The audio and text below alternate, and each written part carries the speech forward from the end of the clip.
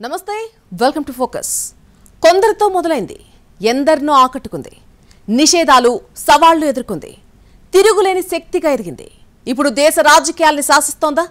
మోహన్ భగవత్ ఇచ్చిన క్లారిటీ ఏంటి? ఆర్ఎస్ఎస్ 100 ఏళ్ల ప్రస్థానం ఎలా సాగింది? సాధించిన మైలురాళ్లేంటి? ఆర్ఎస్ఎస్ అంటే టక్కును గుర్తొచ్చేది స్వయం సేవకులు. ఎంతో క్రమశిక్షణకు మారుపేరు.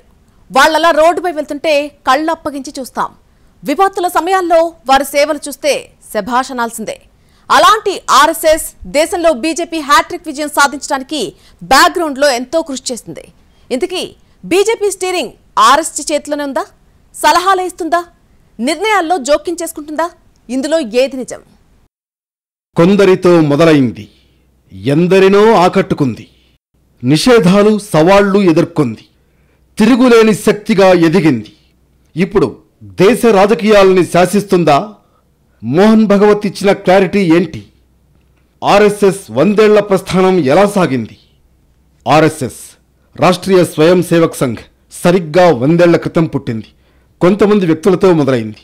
ఎన్నోసార్లు నిషేధాన్ని, మరెన్నో సవాళ్లను ఎదుర్కొంది. ఇప్పుడు దేశంలోనే కాదు, ప్రపంచంలో ఓ శక్తివంతమైన సంస్థగా ఎదిగింది. లక్ష్యం హిందూయిజమైన దేశ రాజకీయాలని శాసించే స్థాయికి ఎదిగిందనడంలో నో డౌట్. అలా అని రాజకీయాల్లో తరచూ వేలు పెట్టదు, కానీ తాను అనుకున్నది సైలెంట్గా చేసేస్తుంది. 1980లో 2 సీట్లున్న బీజేపీని 3 సార్లు అధికారంలోకి తేవడంలో ఆర్ఎస్ఎస్ పాత్ర ఎంతో కీలకం. ఏ సర్వేలు అక్కర లేకుండా పార్టీ ఎక్కడ వీక్గా ఉంది, ఎలా గెయిన్ అవ్వాలి, గల్లీ నుంచి ఢిల్లీ దాకా ఎప్పటికప్పుడు ఫీడ్బ్యాక్ ఇస్తూ కమల వికాసానికి ఎంతో కృషి చేస్తోంది. ఎన్నిక ఏదైనా స్వయం సేవకుల్ని పురమాయిస్తూ బీజేపీ గెలుపులో నిస్వార్థంగా పనిచేస్తోంది. రాజకీయాలతో సంబంధం లేదంటూనే ఆ పార్టీ విజయంలో తనదైన పాత్రను పోషిస్తుందనడంలో ఎలాంటి సందేహం లేదు. అందుకే ఎన్డీఏ ప్రభుత్వం స్టీరింగ్ ఆర్ఎస్ఎస్ చేతిలో ఉందనే ప్రచారం తరచూ జరుగుతోంది. ఇష్యూ ఏదైనా, సబ్జెక్ట్ ఏదైనా ఆర్ఎస్ఎస్లో అందరిదీ ఒకటే మాట, ఒకటే బాట. బీజేపీ నేతలకు నచ్చినా నచ్చకపోయినా తన వైఖరేంటో కుండబద్దలు కొట్టి మరీ చెబుతుంది. అలా అని తాము చెప్పిందే పాటించాలని అనదు, కానీ అందులో ఉన్న లాభనష్టాలేంటో, సమాజానికి ప్రయోజనం ఏంటో తెలియజేస్తుంది. నిర్ణయాల్లో ఏమాత్రం ఒత్తిడి చేయదు, సలహా మాత్రమే ఇస్తుంది. దీన్నే ఫీడ్బ్యాక్గా తీసుకుని బీజేపీ ముందుకెళుతోంది. కొన్నిసార్లు విభేదించిన సందర్భాలు లేకపోలేదు. ఈ టోటల్ ఎపిసోడ్ని విపక్షాలు మరోలా అర్థం చేసుకుంటాయి. అందుకే ఆర్ఎస్ఎస్ చెప్పు చేతల్లో ఎన్డీఏ ప్రభుత్వం ఉందని ఎప్పుడూ విమర్శిస్తూ ఉంటాయి. అక్కడ మీట నొక్కితే ఇక్కడ లైట్ వెలుగుతుందని అంటాయి. బీజేపీ అడుగు తీసి అడుగు వేయాలన్నా ఆర్ఎస్ఎస్ నుంచి ఆదేశాలు రావాల్సిందే అన్న మాట ఒకటి రాజకీయాల్లో ప్రచారంలో ఉంటుంది. ఆర్ఎస్ఎస్ రాజకీయ రూపమే బీజేపీ అని ప్రతిపక్షాలు ఆరోపిస్తూ ఉంటాయి. నిజానికి బీజేపీ పాలనలో ప్రభుత్వ వ్యవహారాల్లో సంఘ్ జోక్యం చేసుకోవడం కూడా పరిపాటే. కానీ మోడీ అధికారంలోకి వచ్చిన తర్వాత సీన్ మారిపోయింది. కొన్నేళ్లుగా మోడీ ప్రాబల్యం పెరిగిపోతుండగా ఆర్ఎస్ఎస్తో సంబంధాలు దిగజారిపోయాయనే టాక్ నడిచింది. సంఘ్తో సంబంధం లేకుండా మోడీ చెప్పిందే వేదవాక్కు అనే స్థాయిలో హవా నడిచిందనే ప్రచారం జరిగింది. కానీ 2024 ఎన్నికల నాటికి మోడీ ఇమేజ్ తగ్గిందని ఆర్ఎస్ఎస్ గుర్తించిందంటారు. అందుకే క్రమంగా పార్టీపై తన పట్టును పెంచుకోవడానికి ప్రయత్నిస్తోందని ప్రచారం వినిపించింది. 2024 ఎన్నికల్లో సంపూర్ణ మెజార్టీ రాకపోవడంతో సంఘ్కు కొత్త ఆయుధం దొరికినట్లయిందని, ఆ తర్వాత కూడా మోడీ తరచూ పాలనలో తప్పిదాలు చేస్తూ ఉండడం మరింత కలిసి వచ్చిందంటారు. ఆపరేషన్ సింధూర్తో మోడీ డొల్లతనం బయటపడిందని ఆర్ఎస్ఎస్ భావిస్తోందనే ప్రచారం జరిగింది. ఆపరేషన్ సింధూర్లో భారత్కు ఎలాంటి నష్టం జరగలేదని ప్రభుత్వం చెబుతూ వచ్చింది. భారత్కు జరిగిన నష్టంపై ఒక్క ఆధారమైనా చూపగలరా అంటూ జాతీయ భద్రతా సలహాదారు అజిత్ ధోవల్ సవాల్ విసిరారు. కానీ సైనికాధికారులు ఇందుకు విరుద్ధంగా ప్రకటనలు చేశారు. భారత్కు ఎంత నష్టం జరిగిందనేది ముఖ్యం కాదని, పైలట్లందరూ తిరిగి వచ్చారని, వ్యూహాత్మక తప్పిదాలను వెంటనే సవరించుకున్నామని సిడిఎస్ అనిల్ చౌహాన్ ఓ ఇంటర్వ్యూలో చెప్పారు. తాము ఒప్పందాలపై సంతకాలు చేస్తూ ఉంటామని, కానీ ఆయుధాలు సమయానికి తమ చేతికి అందవని సాక్షాత్తు రక్షణ మంత్రి రాజ్నాథ్ సింగ్ ముందే air chief marshal AP Singh స్పష్టం చేశారు. దేశ రక్షణ విషయాల్లోనే అధికారులు ఇలా బహిరంగంగా విమర్శించడం అంటే మోడీ ప్రభుత్వాన్ని పట్టించుకోనట్లేనని ఆర్ఎస్ఎస్ భావిస్తుందనేలా ప్రచారం జరిగింది. ఈ పరిణామాలతోనే మోడీ రిటైర్మెంట్ను తెరమీదకు తెచ్చారనేది ఓపెన్ టాక్. కానీ దీనిపై RSS chief Mohan Bhagwat clarity ఇచ్చారు. 75 ఏళ్లకు తప్పుకోమని ఎవరికీ చెప్పలేదని రాష్ట్రీయ స్వయం సేవక్ సంఘ్ శత జయంతి వేడుకల్లో స్పష్టం చేశారు. 75 ఏళ్ల వయోపరిమితిపై బీజేపీ, ఆ పార్టీ సైద్ధాంతిక గురువు రాష్ట్రీయ స్వయం సేవక్ సంఘ్ మధ్య విభేదాలు కొనసాగుతున్నట్లు జరుగుతున్న ప్రచారంపై మోహన్ భగవత్ రియాక్ట్ అయ్యారు. బీజేపీ తరఫున ఆర్ఎస్ఎస్ నిర్ణయాలు తీసుకుంటుందనే ప్రతిపక్షాల ప్రచారం నిజం కాదని అన్నారు. అంతేకాదు కేంద్రంతో చిన్న చిన్న అంశాలు తప్ప పెద్దగా ఎటువంటి విభేదాలు లేవని తేల్చి చెప్పారు. కేంద్రం రాష్ట్రాలతో మంచి సమన్వయం ఉంది. అంతర్గత వైరుధ్యాలను పరిష్కరించే వ్యవస్థలు ఉన్నాయి. ఏ విధంగానూ గొడవలేదు. ప్రతి ప్రభుత్వంతో తమకు మంచి సమన్వయం ఉందని మోహన్ భగవత్ చెప్పుకొచ్చారు. और सब कुछ संघ तय करता है, ये पूर्णतः गलत बात है. हम तय नहीं करते. हम तय करते इतना समय लगता क्या? हमको करना नहीं है. Take your time. हमको कुछ कहना है. We are having good coordination with every government, not only this one, the state governments as well as central government. అంతేకాదు 75 ఏళ్లకు తప్పుకోవాలని తాను ఎవరికీ చెప్పలేదని కామెంట్ చేశారు. తాను కూడా 75 ఏళ్లకు తప్పుకుంటానని అనలేదని, సంఘ్ ఎలా చెబితే అలా నడుచుకుంటానని చెప్పారు. నిర్ణయం తీసుకోవడం విషయానికొస్తే ఆర్ఎస్ఎస్, బీజేపీ ఒకరినొకరు విశ్వసిస్తాయి. అవి ఏదో ఒక సమయంలో కలుస్తాయి అని వారికి తెలుసు అని మోహన్ భగవత్ అన్నారు. వేర్వేరు అభిప్రాయాలు ఉండొచ్చు, కానీ మేం చర్చించుకుని సమిష్టి నిర్ణయం తీసుకుంటామని తేల్చి చెప్పారు. బీజేపీ నిర్ణయాలు తీసుకోవడంపై కూడా ఎవరినీ ఉద్దేశించకుండానే భగవత్ శుతిమెత్తని విమర్శ చేశారు. మనం నిర్ణయాలు తీసుకుంటుంటే దానికి ఇంత సమయం పట్టేదా అంటూ పరోక్షంగా బీజేపీ జాతీయ అధ్యక్షుడి ఎంపికను ప్రస్తావించారు. 2 ఏళ్ల కిందటే జేపీ నడ్డా పదవీకాలం ముగిసినా ఆయన వారసుణ్ణి ఇంతవరకు బీజేపీ ప్రకటించడంలో జాప్యం చేస్తుందనే అర్థం భగవత్ వ్యాఖ్యలో ధరిస్తుంది. అటు మోడీ బీజేపీకి ఆర్ఎస్ఎస్కు మధ్య గ్యాప్ లేదని ఎర్రకోట సాక్షిగా చెప్పే ప్రయత్నం చేశారు. స్వాతంత్ర దినోత్సవం ప్రసంగంలో ప్రధాని నరేంద్ర మోడీ ఆర్ఎస్ఎస్పై ప్రశంసలు కురిపించడం రాజకీయంగా చర్చకు దారితీసింది. దీంతో పాటు కొంతకాలంగా బీజేపీకి ఆర్ఎస్ఎస్కు మధ్య గ్యాప్ ఏర్పడిందనే ప్రచారానికి ఫుల్ స్టాప్ పడింది. मैं बहुत गर्व के साथ एक बात का जिक्र करना चाहता हूं. आज से 100 साल पहले एक संगठन का जन्म हुआ, राष्ट्रीय स्वयंसेवक संघ. 100 साल की राष्ट्र की सेवा एक बहुत ही गौरवपूर्ण स्वर्णिम पृष्ठ है. व्यक्ति निर्माण से राष्ट्र निर्माण के संकल्प को लेकर के 100 साल तक मां भारती का कल्याण का लक्ष्य लेकर के लक्षावधि स्वयंसेवकों ने मातृभूमि के कल्याण के लिए अपना जीवन समर्पित किया है. మొత్తానికి శత జయంతి వేడుకల సందర్భంగా ఆర్ఎస్ఎస్, బీజేపీ మధ్య ఉన్న గ్యాప్కు తెరపడేలా కనిపిస్తోంది. రెండింటి మధ్య కొన్ని ఇష్యూస్ ఉన్నమాట బహిరంగ రహస్యమే. అందుకే బీజేపీ నేతలు శత జయంతి ఉత్సవాల పేరుతో తరచూ ఆర్ఎస్ఎస్ శిబిరాలకు వెడుతున్నారు. మోడీతో సహా కీలక నేతలు ఈ మధ్య ఆర్ఎస్ఎస్పై ప్రశంసల జల్లు కురిపిస్తున్నారు. ఎలాంటి విభేదాలు లేవని చెప్పే ప్రయత్నం చేస్తున్నారు. అంతేకాదు కొన్ని రాష్ట్రాల అధ్యక్షుల విషయంలో ఆర్ఎస్ఎస్ బ్యాక్గ్రౌండ్ ఉన్నోళ్లకే బీజేపీ ప్రయారిటీ ఇచ్చింది. నెక్స్ట్ జాతీయ అధ్యక్షుడి విషయంలోనూ ఇదే ప్రాధాన్యత ఇచ్చే అవకాశం లేకపోలేదు.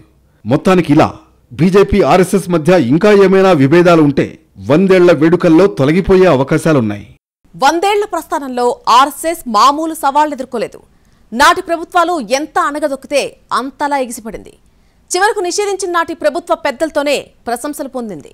రాష్ట్రీయ స్వయం సేవక్ సంఘ్ని చుట్టుముట్టిన వివాదాలేంటి? ఆర్ఎస్ఎస్ పై ఎన్నిసార్లు నిషేధం విధించారు?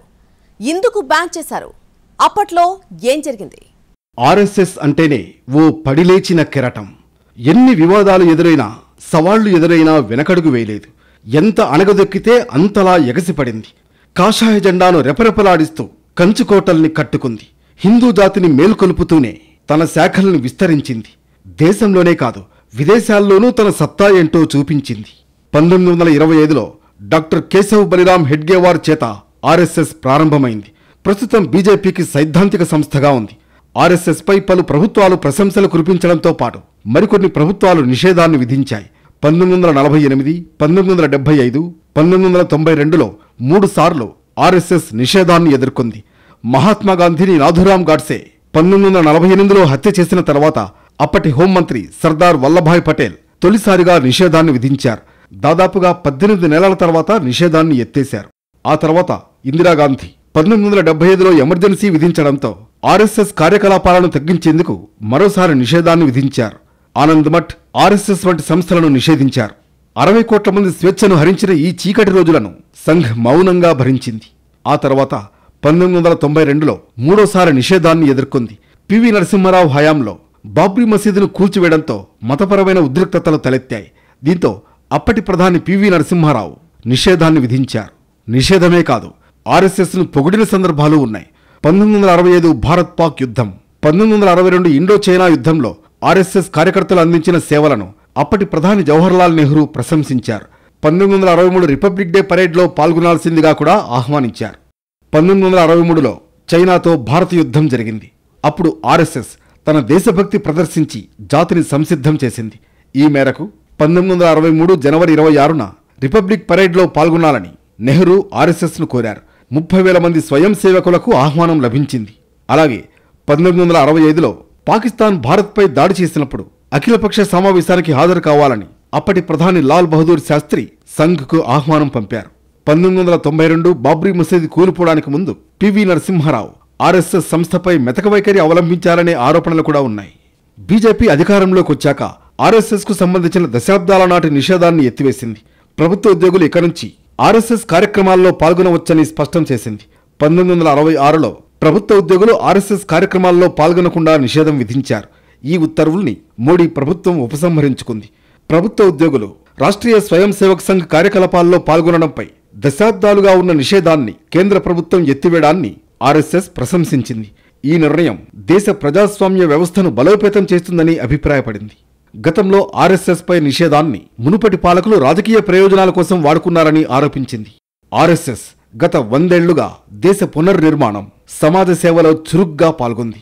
జాతీయ భద్రత, ప్రకృతి విపత్తుల సమయంలో సమాజాన్ని ముందుకు తీసుకువెళ్లడంలో సంఘ్ సహకారం అందించింది.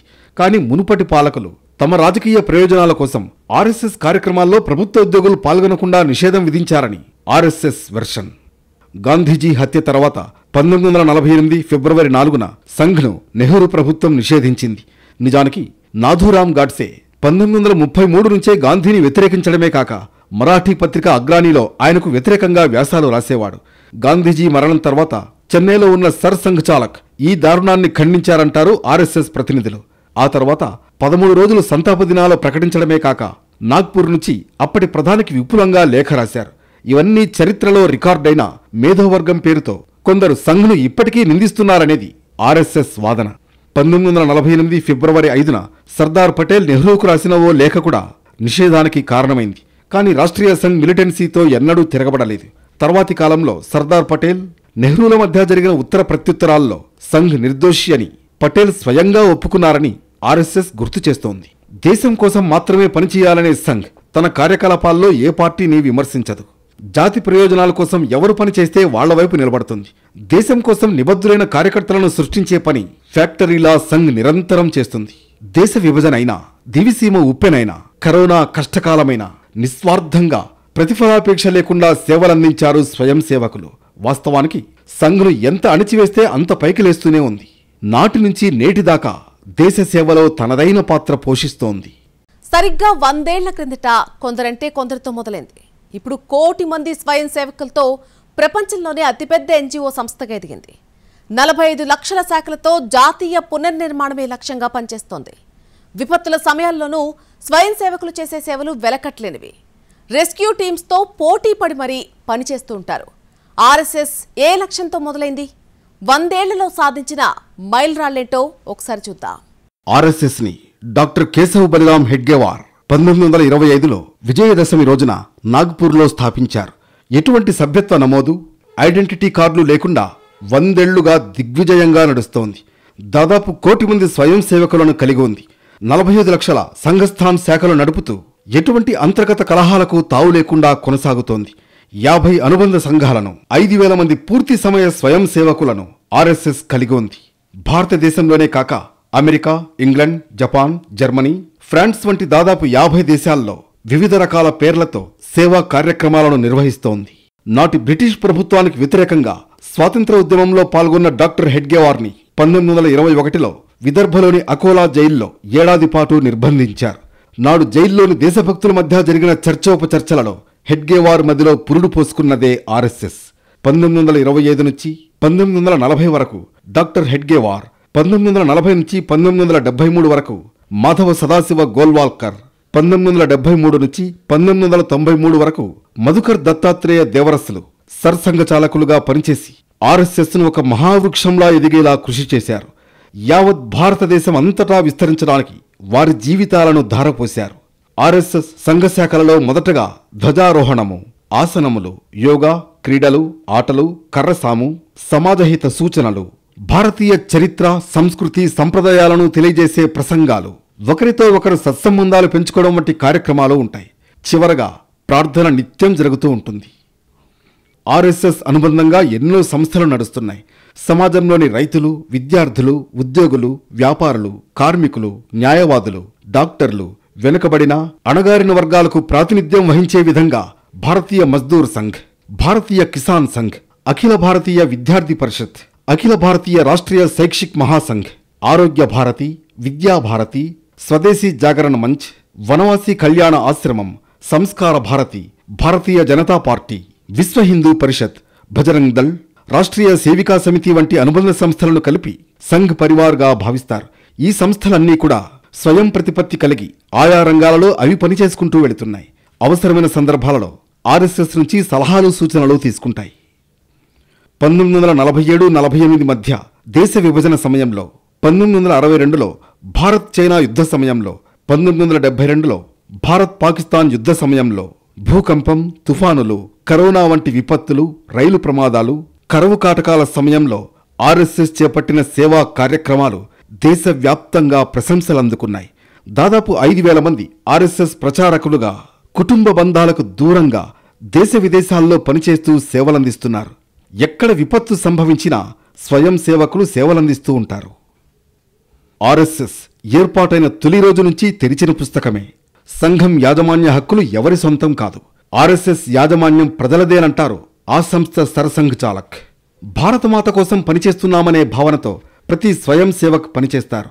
సమాజాన్ని సాధికారత దిశగా నడిపించడమే సంఘ్ లక్ష్యం. ఆర్ఎస్ఎస్ను బలోపేతం చేయడం కాదు, సమాజాన్ని, దేశాన్ని సాధికారత దిశగా నడిపించడమే లక్ష్యంగా పనిచేస్తుంది. అందుకే ఎవరైనా ఆర్ఎస్ఎస్లో పనిచేయడానికి ఫిట్ అవుతారు. మంచి కోసం ప్రజలతో కలిసి పనిచేస్తాడు స్వయం సేవక్. సమాజానికి ఉపయోగపడే ఏ పని చేద్దామన్న ఆసక్తి ఉన్నా, ఏ రంగంలో చేయాలనుకున్నా ఆర్ఎస్ఎస్ తోడుగా నిలుస్తుందంటారు సరసంఘ్ చాలక్. స్వాతంత్రాన్ని పొందినప్పుడు, అదే సమయంలో భారతమాతను మతం ఆధారంగా విచ్ఛిన్నం చేసినప్పుడు పాకిస్తాన్ నుంచి వచ్చిన హిందూ జనాభాను రక్షించి వారికి గౌరవ మర్యాదలతో కూడిన పునరావాసాన్ని కల్పించడంలో సంఘ్ స్వయం సేవకులు తమ అంకిత భావాన్ని కనబరిచారు. సమాజం కోసం బాధ్యత, కర్తవ్య భావాలతో ముడిపడిన స్వయం సేవక్ అనే భావన విద్య, కార్మిక రంగం, రాజకీయ రంగాల వంటి చోట తన శక్తిని ప్రదర్శించడం మొదలుపెట్టింది. రెండో సరసంఘ్ చాలక్ గురూజీ మార్గదర్శక శక్తిగా ఉన్న దశలో ప్రతి విషయం జాతీయ సంస్కృతిని దృష్టిలో ఉంచుకుని పునర్వ్యవస్థీకరించారు. దేశంలో అత్యవసర పరిస్థితిని విధించినప్పుడు, రాజ్యాంగంపై దాడి జరిగిన కాలంలో, ప్రజాస్వామ్య పునరుద్ధరణకు జరిగిన శాంతియుత పోరులో సంఘ్ స్వయం సేవకులు కీలక పాత్ర పోషించారు. రామజన్మభూమి ఉద్యమం సంఘ్ పోరాటాల్లో కీలకమైనది. దేశమంతా హిందూ జాతిని ఏకం చేసింది. దశలవారీ పోరాటంతో రాజకీయంగా ఒత్తిడి తెచ్చింది. చివరకు అయోధ్యలో రామమందిరం నిర్మాణంతో చరిత్రలో తిరుగులేని విజయాన్ని అందుకుంది.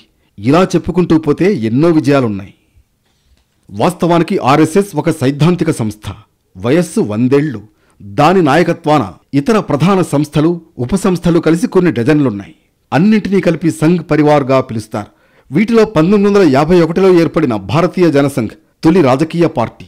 తర్వాత అది 1980లో బీజేపీగా రూపాంతరం చెందింది.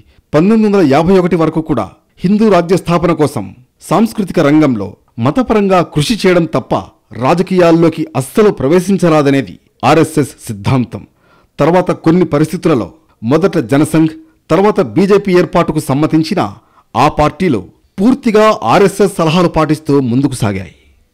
బీజేపీ అధికారంలోకి వచ్చిన రాష్ట్రాల్లో కానీ, వాజ్పేయి నాయకత్వాన కేంద్ర ప్రభుత్వాన్ని ఏర్పాటు చేసినప్పుడు కానీ ముఖ్యమైన పరిపాలనా విధానాలకు కూడా ఆర్ఎస్ఎస్తో చర్చలు జరుగుతూ ఉండేవి.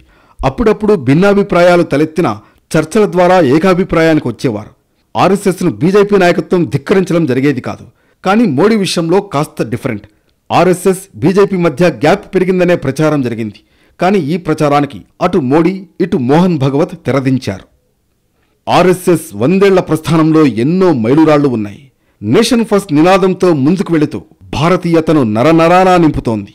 ఆపత్కాలంలో స్వయం సేవకులు చేస్తున్న సేవలు వెలకట్టలేనివి.